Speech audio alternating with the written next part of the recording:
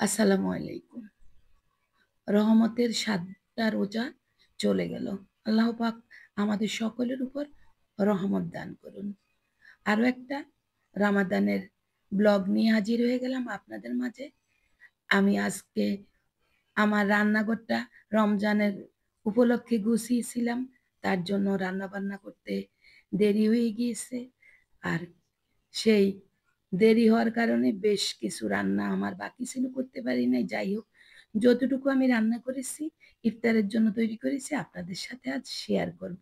আমি রান্নাঘরটা কিভাবে গুছিয়ে আবার এত কিছু রান্নাবান্না করলাম, সবকিছু থাকছে আজকের ভিডিওতে। তাহলে Facebook পেজ থেকে যদি দেখে থাকেন, একটা লাইক ফলো দিয়ে রাখবেন। আর YouTube থেকে যারা আজ নতুন জয়েন করেছেন, ভিডিওটি ভালো লাগলে আমার চ্যানেলটি সাবস্ক্রাইব করে বেল বাটন অন করে রাখতে পারেন। অলরেডি এই কাজটা যারা করে ফেলেছেন, আপনাদের সবাইকে অসংখ্য ধন্যবাদ। রমজানুল মোবারক। দোয়া করি আল্লাহ পাক প্রত্যেকের মনের আশা পূর্ণ করুক। সুখ, শান্তি, ইজ্জত, কামিয়াবির অধিকারী করে দিক। এই যে দেখছেন আমার রান্নার প্রস্তুতি। কি ইফতার তৈরি করব সবকিছু কেটে পরিষ্কার করে রেডি করে নিয়েছি। আলহামদুলিল্লাহ, সুন্দরভাবে ৭ টা রমজান বিদায় করলাম। আল্লাহ পাকের দরবারে লাখো কোটি শুকরিয়া। গরম না, বেশি শীতও না, কি সুন্দর ফাগুনের হাওয়া, বসন্তের হাওয়া, সব মিলিয়ে অসাধারণ অনেক নেয়ামতপূর্ণ রোজা পার করতেছি। আর এদিকে আমি তেল গরম করে চুলায় গরম করতে দিয়ে আমি আসরের নামাজ পড়ে নিই। সবসময় আমি এরকম করি, রান্নাঘরে সব গোছগাছ করে চুলার মধ্যে তেল দিয়ে চুলা একদম লো হিটে রেখে আমি আসরের নামাজ পড়ে ফেলি। আসরের নামাজ পড়ে আমি ইফতার তৈরি করে টেবিলে দিতেই ইফতারের সময় হয়ে যায়। আর যেহেতু আজ আরো একটু আমার দেরি হয়ে গিয়েছে, এবার রান্নাঘর পরিষ্কার করে একটু রান্নাঘরটা গুছিয়েছি। তার জন্য তাই আমাকে ঝটপট সবকিছু তৈরি করতে হবে। আর সবসময় ১ম তেলের মধ্যে বেগুনি আমি দেই। কারণ ১ম তেলের মধ্যে বেগুনি দিলে বেগুনিটা সুন্দর ফুলে আর তেলটাও ক্লিয়ার থাকে। এই তো এক করে আমি বেগুনি ভেজে নিচ্ছি। আর আমার ফ্যামিলিতে বেগুনি একদম ক্রিসপি না হলে খেতে চায় না। নরম বেগুনি নাকি তাদের ভালো লাগে না। তাই একটু লাল করে বেশি ভেজে নিতে হয়। যাই হোক, আমার বেগুনি ভাজা হয়ে গিয়েছে। সবার জন্য বেগুনি ভেজে নিলাম। স সবাই খাবে। এখন আমি পেঁয়াজু ভাজছি।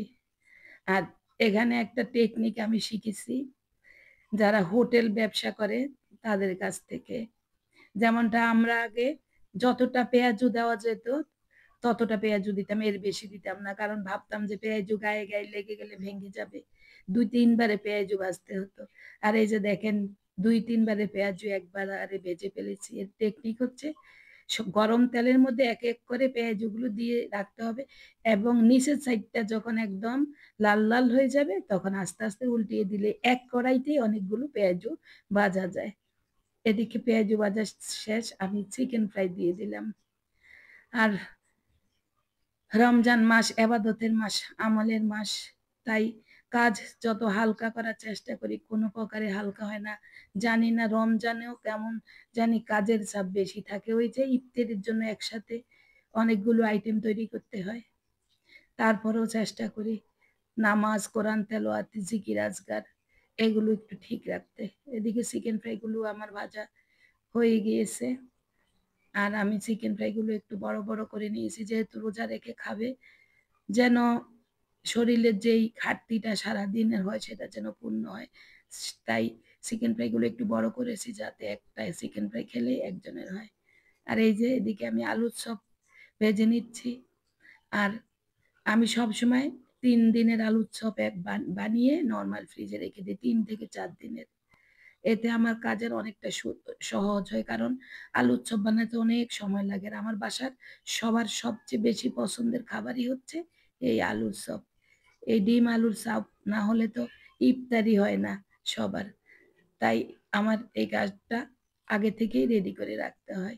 যাই হোক, তবে ডিম আলুর চপটা অনেক মজার হয় আমার হাতের। আর রেসিপি আমার কুকিং চ্যানেলে দেওয়া আছে, নাজমাস রসই। কারো যদি রেসিপি লাগে অবশ্যই নাজমাস রসই ভিজিট করতে পারেন, রেসিপিটা শিখে নিতে পারেন। অনেক মজার একটা ডিম আলুর চপ। এখন আমি বুট রান্না করব। তার জন্য ১ম এ তেলে আমি আলু দিয়েছি। আলুটাকে লাল, লাল করে একটু ভেজে পেঁয়াজ দিয়ে দিলাম। আর আমি কিভাবে রান্না করি সেটা আপনাদের সাথে শেয়ার করছি। আদা রসুন পেস্ট, আর এখানে আমি একটা মসলা তৈরি করে রেখেছিলাম।